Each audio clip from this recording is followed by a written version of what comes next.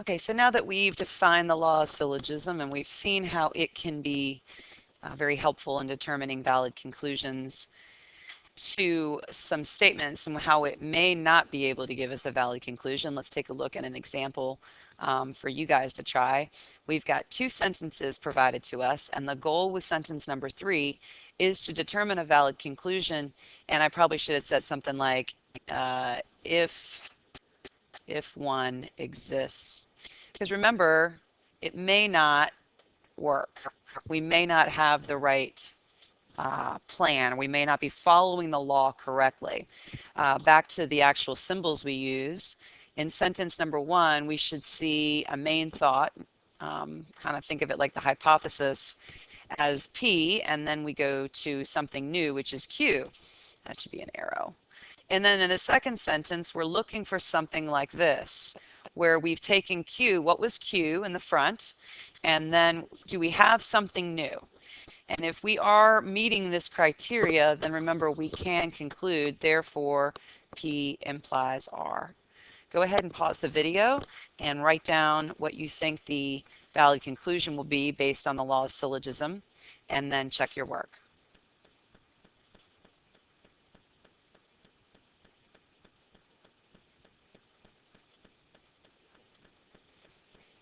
Okay, so you should have gotten the fact that if it rains, then the players will be sad, would be the valid conclusion. And I tried to color code this where I have a P here to show that we are starting with a P.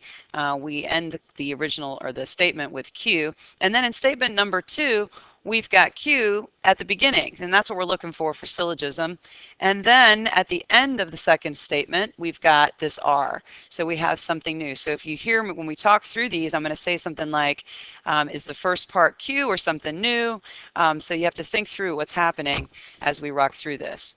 All right, the second law that you wrote down on the front of the page is called the law of detachment. So similar to what we did on the front, let's grab a highlighter and just make sure we all understand what's important in these statements. We've got the fact that the law of detachment is that if P implies Q is a true conditional statement, and so in this case we're looking for a first statement that looks like P implies Q or an if-then statement. And then if we have a second statement that just pretty much restates what P was in the true conditional statement number 1, then we can deduce that Q is also true. So the symbols here kind of like feels like you're almost detaching the Q from the first statement. So if I were to change this and kind of put it in numbers, so statement number 1 would be P implies Q. Statement number 2, at this point you can see that the Q has dropped off.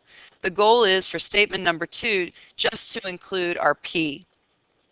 In fact, let me color code this a little differently. We'll call this the Q. And that looks kind of ugly, so let me erase a little bit of that. Okay. So we've got a Q over here. And again, in statement number 2, we've dropped the Q and we've just restated P. And then finally, the valid conclusion as it relates to detachment or the law of detachment would be that therefore, remember our pile of dots, we can deduce that Q is a true statement. So let me just highlight that in purple, and you can kind of see how that rolls out. So in our first flavor, syllogism, it were kind of like canceling out our Q's, and they left us with P implies R. For detachment, we effectively remove the Q from the original or from statement number 1, and then it shows back up in 3. So let's take a look at an example. We've got the law of detachment and a couple of statements. It says, if today is Saturday, then tomorrow is Sunday. Okay, so using our highlighters, let's just make sure we know what we have in front of us. And I'm going to highlight this first part in yellow, and then I'm going to name it my P. Okay, so the first part of my sentence I'm going to call P, which is pretty our standard, right? The second half I'm going to do in green, and that would be my Q. So I'm always going to try to write this out for myself. I want to know what I've got as it relates to these symbols, because for me the symbols sort of make sense if I'm dropping something off. Statement number 2 says today is Saturday. Well, does statement number 2 look like the front of number 1 or the back of number 1? It looks just like the front. It says today is Saturday. The statement is restating our P. So I'm going to highlight, not in green because that would be the Q, Mrs. Boyd. Okay. I'm going to highlight that in yellow to show that we have effectively restated our P, and I'm going to put a P there. So far, we are definitely following the law. We are definitely not breaking the law. Again, we want to make sure it follows that exact expectation in order for it to be a valid conclusion. Which brings me to, because P implies Q is true and P is true, then you can apply the law of detachment to conclude that Q is true. Now, today isn't Saturday, okay? But we need to think of this in terms of, all right, if number 1 is true, then really today is Saturday. Maybe this should have said today is Tuesday, then tomorrow is Wednesday, and then we could really apply it to today. But hopefully you get the picture. All right, so because P implies Q is true and P is true, then we effectively can say that the backside of the first sentence, our Q, can be restated as a true statement, and that is the conclusion. And again, just to geek out, I'm going to put my Q here to see that this is following the law of detachment. All right, now discussing our valid detachment conclusions. Again, sentence number 3, when I ask you for a valid conclusion or determine if there is one, the goal is to write that third sentence or tell me that it is or isn't a true statement. So what is a valid detachment conclusion? Just like in our syllogism example, when we are seeing a law sort of developing, whether or not it's syllogism or it's detachment, we can determine whether or not we have a valid conclusion if we know that those two first statements meet the criteria for either of the laws. So sentence number 3 acts as the valid conclusion based on the law of detachment, but if the first two statements do not follow the exact law of detachment, then you cannot make a valid conclusion. In those situations, you might see something like this.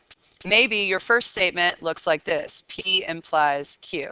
Okay, so you've got two distinct statements and you're, giving them names and you're moving on to the next sentence. So that's sentence number 1. So I'll put a little 1 here. And then let's say sentence number 2 did this. It said Q. Okay, so instead of it restating P, which is the law we're looking for, right, for this to be detachment, it restated Q.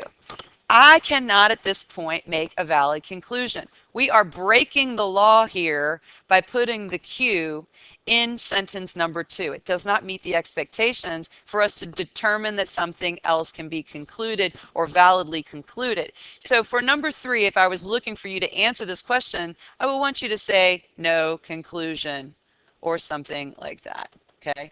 On your exit quiz, I'm going to give you 3 different statements, and I'm going to ask you to put an S, a D, or an N in the blank to tell me which of the laws might be being used. Is it syllogism? Is it detachment? Or based on these 3 sentences, does neither law apply? That's what I'm looking for there. All right, so we've got a U-try for you guys to work through.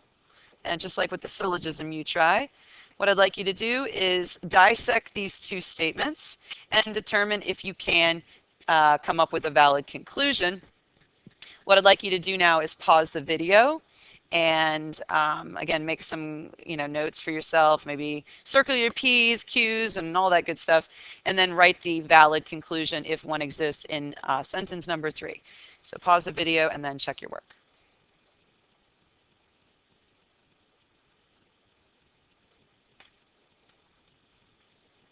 Okay, so you should have come up with a valid conclusion. You will graduate. Again, sentence number 1 is if you have enough credits, then you will graduate. We have our P and our Q, and I've highlighted those to make sure I knew what I had. Number 2, it says you have earned enough credits. It doesn't look exactly like the front because I included the word earned, but the real gist of that, right, the main idea is having enough credits. So I use the term earned in order to show that and make this more grammatically correct. Number 3, because we are following the law of detachment. P implies Q. We've got right up top. Okay, there's my, whoops, where's my arrow coming? Here we go. There's my arrow. Say sentence number 2 is our P. We've effectively detached the Q from sentence 1. We're left with sentence 3, which is the Q. We're pretty much just restating that. All right, we have one more example for you to try. And that example says you try use either the law of syllogism or the law of detachment to determine a valid, and I think your notes already says this, valid conclusion. So our goal here is to not only come up with the valid conclusion, but then tell me what law you used. Which one fits the goal? Okay. Now, this is changing things around, right? We have already discussed how to transpose sentences. Here's an all word, right? That doesn't start with if. So you've got a couple of things you need to do. You need to understand how sentence number one will transpose into an if-then statement. And then once you do that, you need to determine where your P and your Q are. The goal every time for sentence number one, you should have a P and a Q if you're actually going to manage through one of these laws. And then for sentence number two, you can see how that may fly out for either syllogism or detachment, and then come up with your valid conclusion. So pause the video and go ahead and try this. Come up with a conclusion, and then right down here is where you want to write, and I'm not doing this very pretty, but anyway, somewhere in there you want to write the law you're using. Okay, so our conclusion or valid conclusion, and I'm sorry this is a little busy because I kind of was doing my own dissection as I went through this, is that our teacher is an excellent teacher. Look at me, I'm patting myself on the back. So what I did in purple, you can see if our, right, I rewrote that first statement, if our math teacher works at OLHS. Okay, that pretty much restates what's coming after all. It says all Ocean Lakes High School math teachers are excellent teachers. When you think of, when you're trying to change these guys from an all statement to an if-then statement, we mentioned the key word all, which is right here, but also look for the verb in the sentence. Okay, I can't believe as a math teacher I'm talking about nouns and verbs and things, but anyway, the are sort of acts as our then, okay, or whatever verb we have that kind of separates the front and the back of our sentence. So with that, I can say, then she is an excellent teacher. Statement number two says our teacher is an OLHS math teacher. So we've effectively restated P.